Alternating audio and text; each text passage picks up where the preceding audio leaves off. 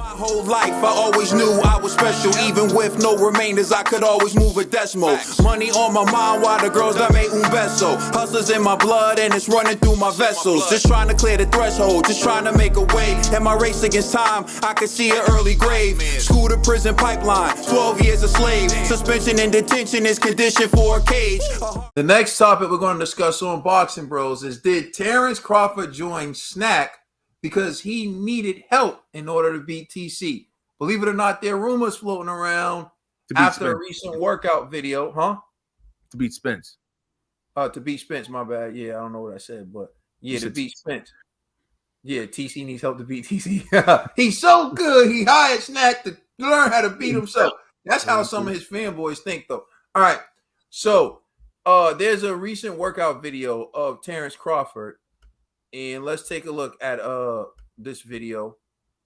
And in this video, Terence, can you see it? No? Nah, you didn't share the screen yet. Nah, that's because I had to do something else in order to share it that way.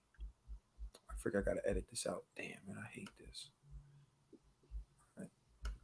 You know how you got to go to that preference thing and do all that stuff? Mm-hmm. In order for me to share my entire screen, I got to go do that. So, whatever. All right, so I'll just do it like this. All right, here we go.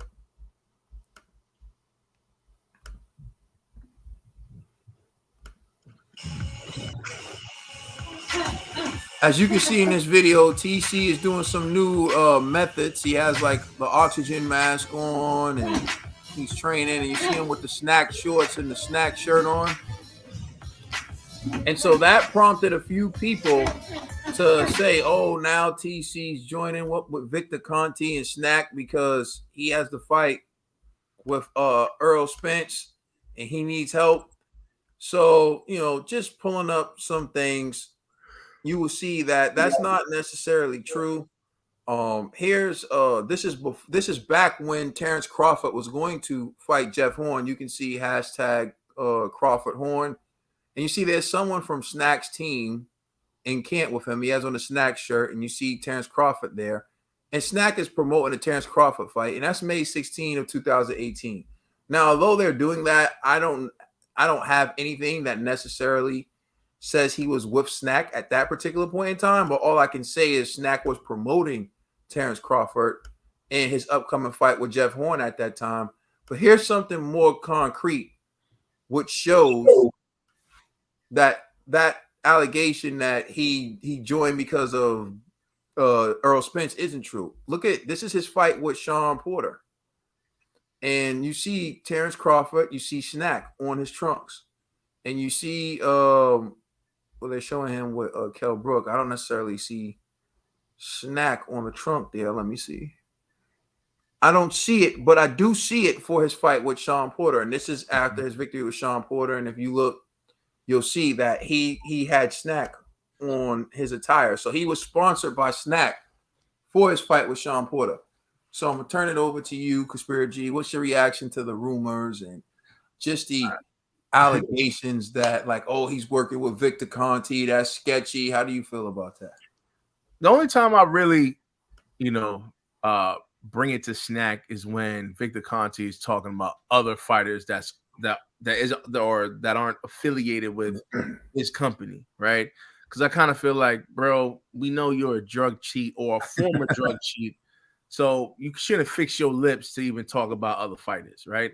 However, I can't blame any fighter for joining SNAC to give them a competitive advantage as long as it's legal, And so there's several fighters that are under SNAC, right?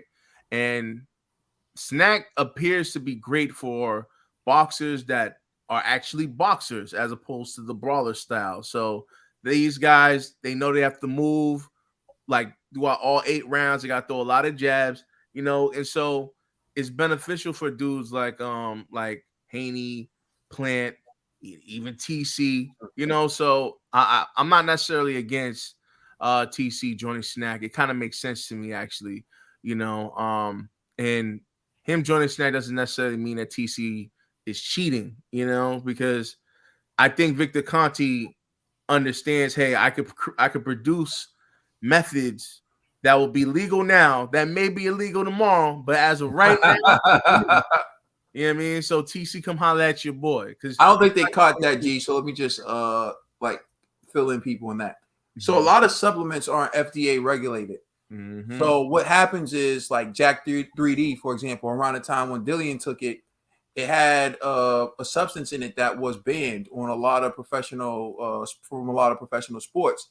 But when Dillian took it, you could buy Jack 3D over the counter. So what happens is the FDA starts to regulate this, and then they say, "Oh, well, you got to change your formula." So Jack 3D changes their formula, and then like that's when it gets banned. And eventually, Jack 3D got banned. But in that window, before it gets banned, it's still usable. And what happens is like these people who make supplements, they're always looking for a way to circumvent like testing, to circumvent like going like pretty much breaking the rules or pushing the rules without getting busted or technically violating the drug policy. So go on ahead, Chief. Exactly. So I believe that's what Victor Conte is doing with SNAC. It's like inventing different ways to enhance performance that may be controversial, but it's still above any governing body or governing agency that regulates athletes. So TC's probably like, hey man, why not? Let me give it a shot, right? If it could in fact enhance your performance, which I think SNAC does. So it'd be foolish for TC not to do it, you know. But as long as TC's not cheating, I'm good with it, you know. So I don't see a problem with TC joining SNAC. And even if he did join SNAC just to beat Spence, why not? You know, I'm pretty sure Spence is probably doing different things. I know when he talked about just his last fight against Ugas, he said he has like a new nutritionist and stuff to help him with his weight loss to more manageable, so he doesn't have to like drop so much weight dramatically right before the fight. So it's like everybody, you know, has a strategy or an advantage that they implement for a fight, you know, and I don't see that being a problem for TC. You know what I mean? Like he'd be foolish not to at this level with this amount of money that's on the line. All right, dig dollar bill. Until the blood test comes back positive, I don't got nothing to say. You know, do your thing. Until the drug test comes back that you did something you wasn't supposed to be doing, then that's when I'll go in. But until then, spoken. You know what I'm saying? Yeah, because I got a couple things to say. You know what I'm saying? About Victor. I got a couple things to say. But until that test comes back, you know what I'm saying? Do whatever you feel like you need to do. Yeah. I'm with you, G. Victor seems like all the time, he seems like, do my drugs. Like, do my drugs. Don't do it like everybody else. Do my drugs. If you ain't doing my drugs, I'm hating. But you know my stance. Be good or be good at it. Mm-hmm. So, hey, like Trill said, if he tests positive, then you're going to get the wrath of Caden. But until then, I have nothing to say.